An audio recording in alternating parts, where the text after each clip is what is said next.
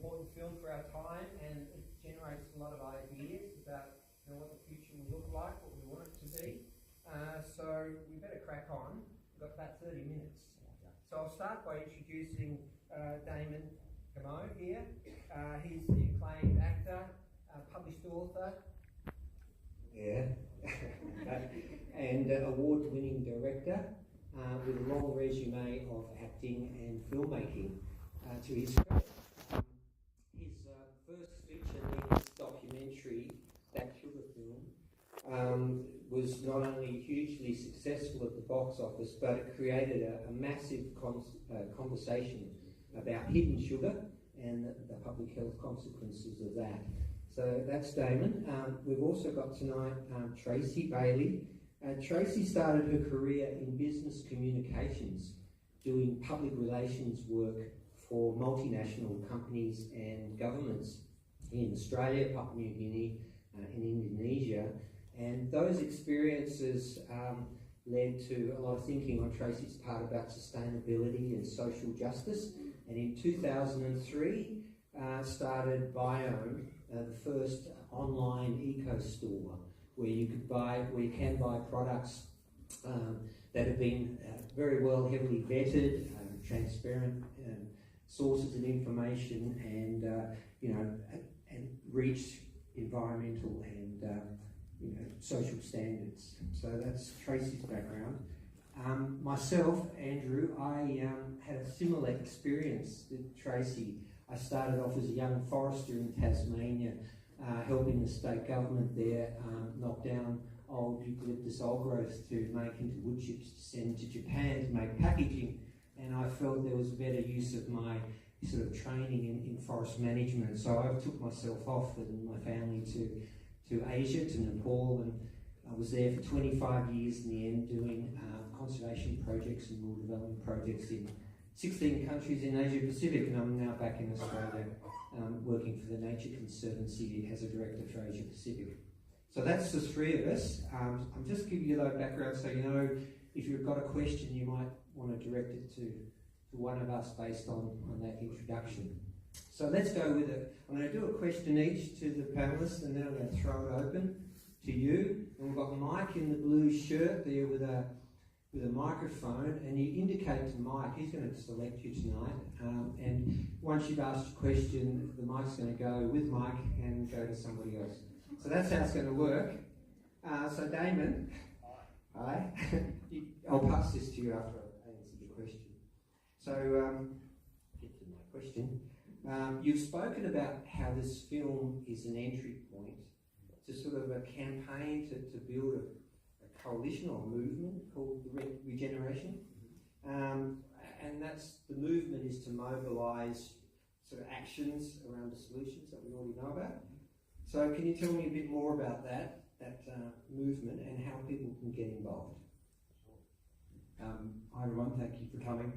It's basically born of, I guess, getting a sense of people's frustration that they do want to help out in some way but aren't quite sure what to do. And certainly we're not getting the help we need from our leaders at the moment. So I guess we just wanted to set up some kind of platform where people could really get involved. And so basically if you go to our website, whatsyour2040.com, you'll be asked, there's a button that appears that says activate your plan, and you're asked a series of questions about the type of person you are, how much time you have available, and in particular what you resonated with in the film. And then you're given your own plan of 6 or 7 things that you can do right now on your own, or in your school, or in your community, in your workplace.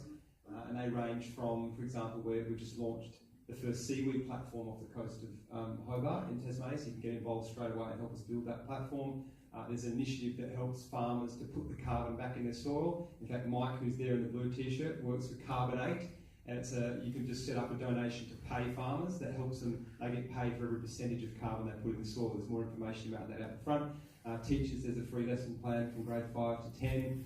There's a whole range of things depending on what you resonated with. So it's based on, my favourite quote was by the Arctic explorer Robert Swan, and he said, the greatest threat to the planet is the belief that someone else will save it. There is no one else, it's us. So I'd encourage you all to get involved and join the Regeneration. Yeah, thank you. I love that bit about doing it ourselves, because it's clear that we don't have a lack of solutions to our problem. We have a crisis of leadership. In that case, we've got to maybe do it ourselves. Okay, so Tracy, what struck you about the film from your perspective and from the world you work in? Tell me a bit about what resonated with you. Thank you very much, everyone, for attending tonight and staying to listen to the Q&A. By coming out tonight, you are really showing us that you are everyday activists, and we, all of us here, are the people who are going to solve the problems that the world is facing. And that's really what resonated with me with Damon's film is, for example, the community solar project that's really about building the solutions from the ground up rather than the top down. And that's certainly what I have experienced. I think around the 1950s, after World War II, we lost our way in the world a little, or a lot, where we started to hand over the power to big corporations. We turned away from being self-reliant and growing our own food, making and mending our own things, and we really transferred that power to the big corporations. And what I chose to do 15 years ago in setting up ION was to be part of changing that and feeling empowered that I was part of the solution rather than perpetuating the problem. And that is what really resonated with me about your film. Thank you, Tracy. So while you're thinking about the questions, and Mike's going to give you a microphone shortly, I just say that what resonated with me was the restorative agricultural practices. I'm working a lot in my organisation with what we call natural climate solutions, and that's a brilliant example of it, where nature is sort of doing the work for us. And there are many, many of those, not just in agriculture, but in forests, the way mangroves are restored and managed, and wetlands, seagrass beds, and you mentioned seaweed. So there's all of these natural climate solutions that are out there, and the science tells us that they could deliver 37% of the emission reduction and sequestration we need by 2030. So that's 37% of the solution there, ready, the fix. Unfortunately, when you measure who's talking about it, when you look at all the media and social online, and you can actually measure the public discourse, it's only getting 1% of the conversation, and yet it represents 37% of the solution. And even worse, it's only getting 3% of the climate change funding. So the fact it's in your movie, I think is brilliant, and our organisation loves you for it, so thank you. So, have you thought of your questions, audience? Put up your hand and Mike will come to you. Don't be shy. Here's one down here. Oh, he's found one. After that, there's bottom left-hand corner. Please go ahead. G'day, my name's Jonathan. I'm a primary school science and environment teacher. I'm just wondering what the pathway for your film is into communities and schools and that sort of thing, so that we can get this message out. Realising, of course, you've got to go through the big stuff. When will we get the opportunity to do this in schools? So you can sign up already to take the school. So a lot of the cinemas doing group bookings, and we have got a lot of schools who've already done that. The film does open on the 23rd of May in almost 100 cinemas around the country, which is just terrific, even the big commercial ones. So we're taking on the Avengers, see what happens. Save the planet for real guys, not a fantasy. And then I think probably a couple of months after that, we then open up for community screenings, school screenings, workplace, that kind of thing. So if you just keep posted on our social channels, we'll put out that information as it comes down. Thank you. Thanks for the support. Hi Damon. First of all, thank you for your continued passion in trying to change the world from ground up through nutrition to start with, and now obviously climate change. I suppose my question is, how do you manage the continued frustration after dealing with learning about big pharma, big food, and now obviously government and electricity and all that sort of stuff, the big companies. How do you deal with that frustration and keep hope that, you know, when you're talking about 1% instead of 30%, you know, 37% change, how do you manage that frustration and keep hope? Yeah, good question. The advantage is I'm spending a lot of time on the solutions and focusing on people like this and what's going on, and we did have to leave out a ton of stories that didn't make the cut, so I'm really buoyed by what is going on and how many people are doing the right thing. But also I think I take solace from history. I think if you look back, we've been in situations not unlike this where I think 50 years before slavery ended, all the abolitionists were called utopian. They said this will never happen, the economy will never survive without slaves, you're mad, and yet look what happened. If we look at the suffragettes, again the men said get back, men make decisions in society, you women don't know anything, get off the streets. And now I see these climate students, I see Greta Thunberg, all these kids around the world, and again our leaders are saying go back to school, you don't know what you're talking about. This isn't going to stop, and we've met these kids around the world and seen them in Australia. There is something happening at the moment, there is a transition that's underway, and I think we should all be quite buoyed by that and hopeful of what's going to happen in the next 30 years, because I think we will look back at this as a pivotal moment, and Greta will be quite a seminal figure in history. So that gives me enormous hope, and the kids in this film, how articulate they are, and how much they understand what's going on here. And even I've been addressing schools for the last couple of weeks on this tour, and just hearing the questions that the kids are asking, they're ready, and they want to be part of an enormous change, and I think we should all be very confident with that. It doesn't mean there's not a lot of work to do and we need to usher them through, but I think history teaches us that it just reaches a tipping point and then things can change really quickly, and I reckon that wave of momentum is building. We've got another one there next to Mark. Thank you very much for all the films that you've done. We've really inspired by them. We've seen some of the big things that potentially could happen, but what are the little things that we can get started on around the house? Sure. So that's where the active annual plan on our website is really good, and we've probably got about 80 things you can do in the book as well. But simple things right now, I encourage everyone to do it, is there's something called Ecosia, E-C-O-S-I-A, which is a search engine that instead of Google, which when you do your searches, they collect all your data and sell it off and make a lot of money, these guys use that data to plant trees, and they've planted 50 million trees around the world. So just by using your searches, you see a little tally in the top corner that tells you how many trees you've planted just from searching. So that's something everyone should be doing straight away. In our house, we particularly focus on food waste. If food waste was a country, it would be the third biggest emitter behind China and the US. Huge amounts of food waste in landfill and causing a problem, and that's something all of us can do at our next meal, or in the next purchase we make at home, or the shop, clear out the fridge. They're the really simple things we can do straight away, and Project Drawdown is in the film actually ranked food waste ahead of the meat consumption. So they put that as a more pressing issue. So depending on what you resonate with, there's so many things that you can do, and check out our website, because I reckon you'll find a few things on there.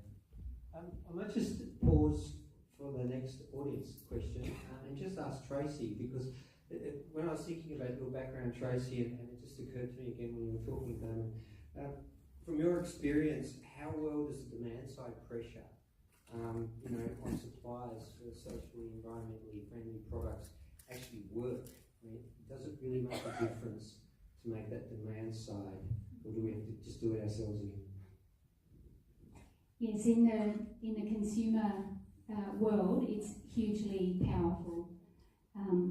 We all, as consumers, wield immense power with our purchasing decisions that we make every day. And I truly believe in that, and over the past 15 years I've seen that change happen so often. In Queensland we've had an incredible recent experience with the ban on plastic shopping bags, which has from our point of view, has been about,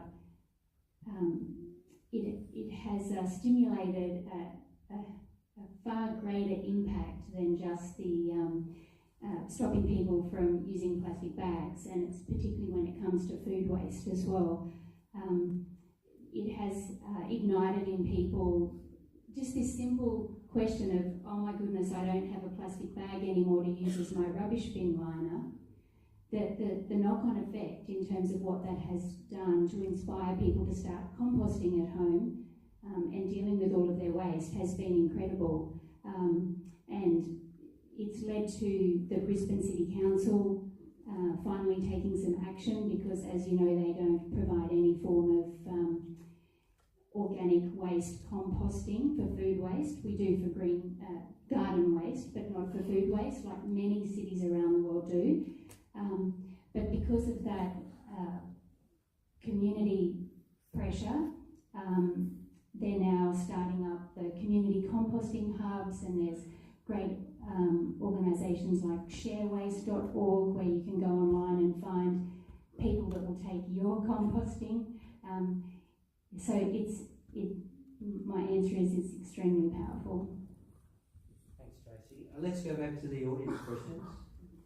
I can't see, but it's just fast speaking. There you go. Hi. I guess I just wanted to know, because I didn't know about half of the projects and problems and initiatives that you brought up in the film. I just wanted to know how you got in contact with all of these amazing people.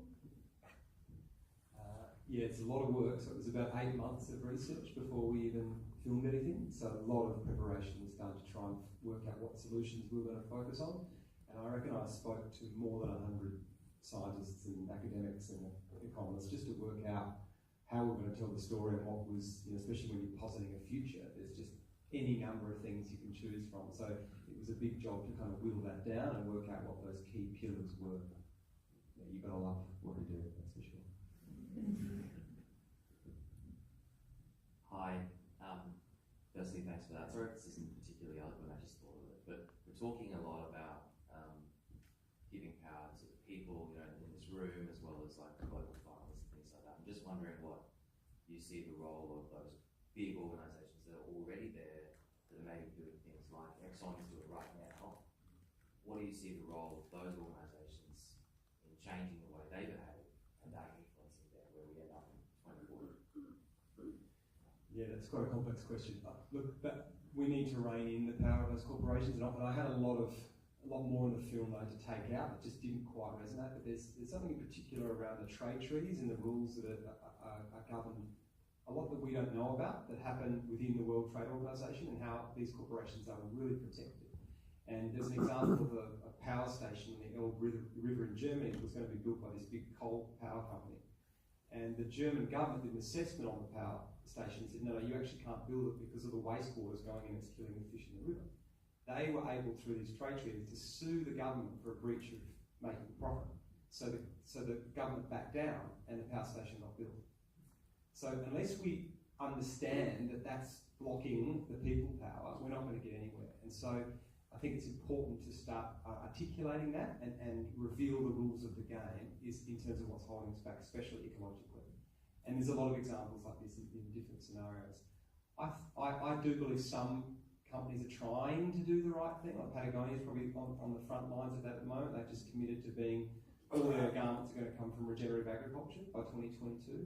They're looking at making bathers out of seaweed. They're trying to do things, but we need to understand that our system is fundamentally causing a lot of these problems, and we're giving too much power to corporations. The fact that Google, Facebook have this much control, we've flipped from authoritarian government and now we've got authoritarian corporation, and I don't think that works for anyone. And the exciting thing about 2040 is that we've got the technology to enable us to decentralise, and I think we should all be very excited about that. Is that actually a little boy right at the back corner? Oh, sorry. First of all, congratulations on delivering an instrument that I think will assist greatly in trying to motivate the masses, because, as you said, time's running out and we need to act quickly. I think it's this sort of film which will galvanise communities to stand up to governments, big corporations, and to actually get stuff going. So congratulations. And just my question is there one coming on perhaps waste and manufacturing? There is actually, yes, someone's asked already to put up some money to do one on like circular economy and the resource element, which I had to leave out of the film, so I'll try and survive making that, but it should be out soon. Yeah, I'd add to that's really important, because that circular economy, because at the moment, on average, countries are using 1.7 Earth's worth of resources and the Earth's capacity to carry humans. Some countries more. I think the US is running just under 5 Earths. Australia's 4, I think. When you think of some countries in Africa that are, 0.2 or something like that, and we crossed that threshold in 1969. Before 1969, we were under the Earth's carrying capacity. Now we're living beyond our means, and we all know in households, if you do that for too long, what happens to you.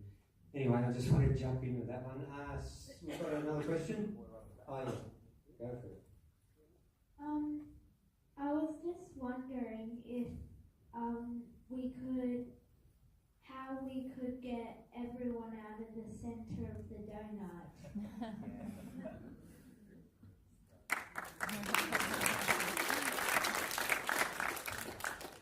Who would like to? Actually, someone else has asked that. I realised that I probably left a few people in the middle there, and it wasn't intentional, and we can get them out, I promise. It's not going to be easy. There's going to be a tricky road. I love to say it's going to be easy, but a lot of people don't want that to happen, and they're fighting very hard.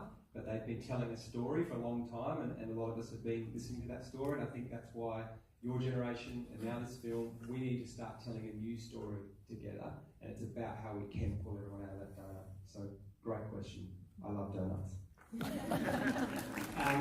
That gave me a chance to think, and really I strongly believe that empowering women and girls and having education and giving opportunities and justice and fairness to women, I think that will make a big difference in getting that hole in the donut empty with them.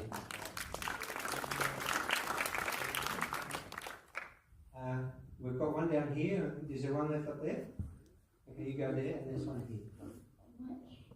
What can we do during the current election time? Is that what to do? During the current election. I wish you could vote, that's right. Lower the voting age to 16. Well, if people are unsure at the moment, there's a great website called Vote Compass that the ABC run, and it just puts in, if you put in your preferences and what interests you have, it does steer you to who you might want to vote for, and I have done it, and I can tell you the worst party on environmental issues is, drumroll, One Nation. Tracy?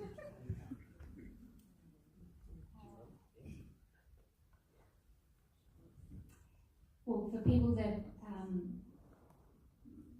that aren't of voting age, make sure that you speak to your parents at the dinner table about what matters to you, because your parents represent you in many other matters, so make sure that they are representing you as well in how they're casting their vote for the future.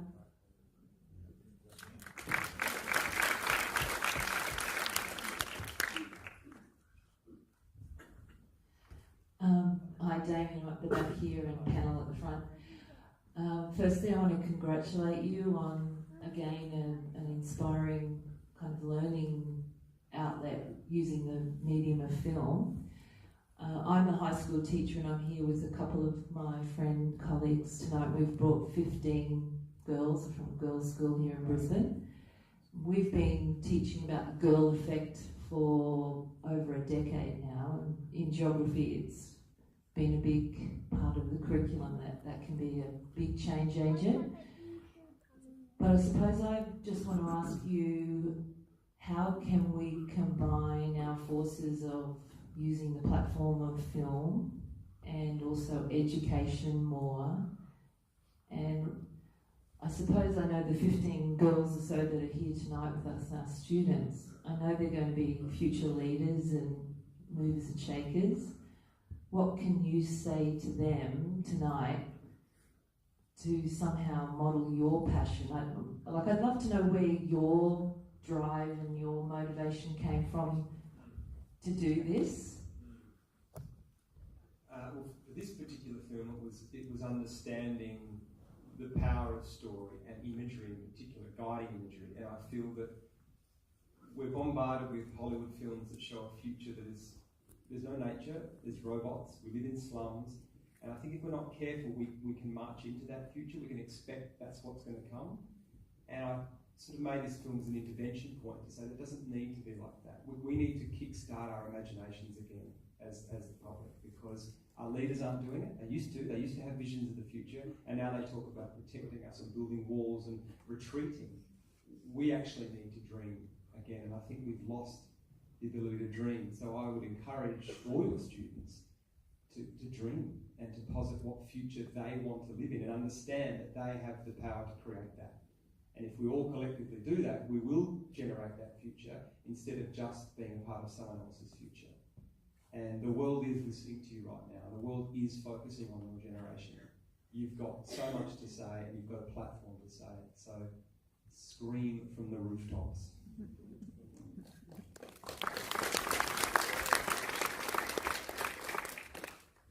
Yes, let's continue. Hi, thank you very much. That was a wonderful film. I really enjoyed it, very inspiring. The science sort of seems to suggest that, we've probably got 10 years, or that's talking now about sort of 10 years to sort of a tipping point.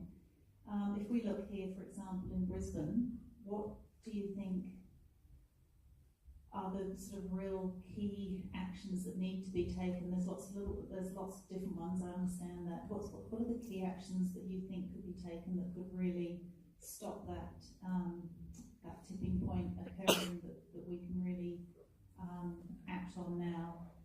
What are the most significant changes that could happen that we can get our council to change, but also as we're all responsible here, we're all part of the solution as well.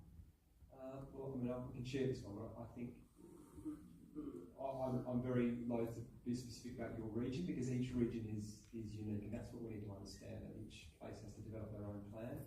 But I'm inspired by, there are cities around the world that are really taking action in this front and showing the federal governments what to do at a state level. So California, for example, Los Angeles have committed to being 100% renewable by 2025.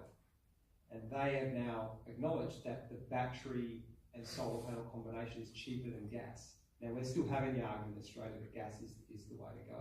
It's nonsense. So we need to get councils to understand that. We need to get councils to do what Sweden are doing with their food waste and using it as a source of energy to power vehicles and then give it back to the farmers and natural fertilizer. There are lists of things that other cities around the world are doing, and a lot of them will show on our website as well. But it's very important that there's no one size fits all. The consultation element is really important, and understanding what the strengths are already in this region. But then what, like your climate, for example, I mean, your whole city should be green, rooftop gardens, cascading greenery. I mean, it's a no-brainer. Sequestering carbon the whole time. So it's just, having the right conversations. Do a screening for your council, what's your 2040 mark, and have a visioning and get the councillors there. And then get a discussion going with your group. And everyone throws up their ideas and get a whiteboard up. That's why I made this film, to kickstart those conversations and see what's right for your area. Yeah, thanks, Damon. I'd just like to take on something Damon said earlier about the vision and dreaming. Because action doesn't happen unless you've got the dream, you've got the vision, and you're talking about it. And nothing really happens without public discourse. There's always years of talking about something, about stopping, protecting people from cigarette smoke, and there's years of conversation, and then change happens. So talking about stuff, have a conversation with people around you. And there's two general things to talk about. There's how we design our cities and how we design our cities with nature, rather than taking trees out of the creek and putting an engineered solution of concrete, which has its costs and its problems. You look at natural solutions in designing cities with nature, making cities more healthy and more pleasant to be in. And then outside the cities, let's fix the way we manage our land. And because there is a lot of poor land management going on. Sometimes not because of any individual mistake or whatever, it's just that the systems are there to support farmers and other land managers to do the right thing. And at the moment, I think land management is, the minimum figure I've seen is 15% of the, that's general land management, that's forestry as well, and you mentioned figures about agricultural land. So let's talk about land management, let's talk about designing cities with nature. Can I quickly say, because we've got Mike here, Mike is one of our country's leading regenerative farmers, like Cole in the film. Like, do you just want to talk a little bit about connecting people in the city to what you do?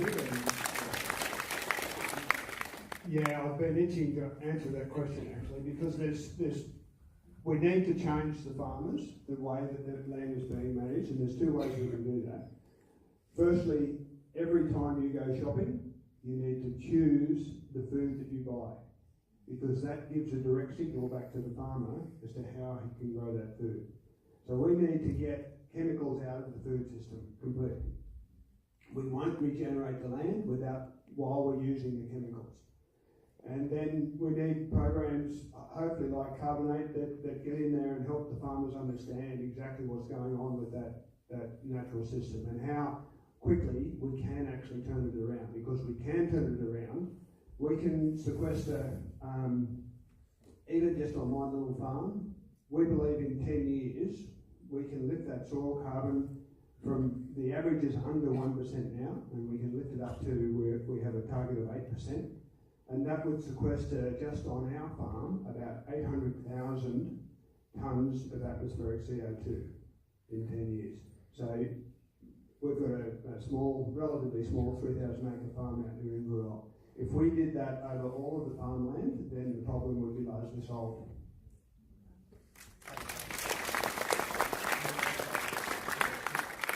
Okay, so we have run out of time, but for those of you who didn't get an answer, sorry.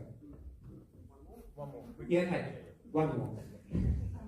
Thank you. I just wanted to talk to Tracy. Tracy, we regularly attend your store and have learned so much about recycling and good pot products to buy that are locally sourced and environmentally friendly. But 15 years, you said that you've taken to get to this point. You would have noticed a lot of changes and seen the growth of an environmental footprint for people. Are you noticing more of a dramatic change in the last 12 to 6 months, so that people more foot coming through your doors? Are there things that you're noticing that are people are readily accepting it, and there's that real shift and movement? Because I'm hoping that's what you're seeing. That is certainly what we're seeing, and in a similar vein of great storytelling, that the reaction we saw after the War on Waste aired on the ABC was a phenomenon. Like after that first episode aired, we had people of all ages, walks of life, just walking into our store going, help me stop the waste. So they'd obviously heard about our store or known about us over many years, that they knew that we were there to go to, but it was phenomenal. And so that greatly inspired me, and ever since that went to air, the consumer sentiment, the wave of consumer sentiment about reducing waste has been incredible, and that really is what it's all about. That's the mindset. It's not, we're very conscious about we're in a tricky situation because we don't want to encourage consumerism and encourage people to buy products that they don't want. That's what we don't do. But then again, we've still got to stay in business as a retail store and be a voice there to compete against the retailers who are, pushing out the rubbish. But it's all about switching off the waste at the source and preserving those precious resources and keeping them in the ground. So you don't need a new water bottle every year, for example. Just keep using the same old water bottle or drink it with a cup out of the tap. Okay, thank you. Glad we got that one in. If anyone has any other questions, Damon's not going immediately. He'll be doing a book signing out in the foyer. So when we go up and have a chat, you can ask a question then. But thank you all for staying back and showing your interest and being changes for good. So thank you, everyone. Thank you, Tracy.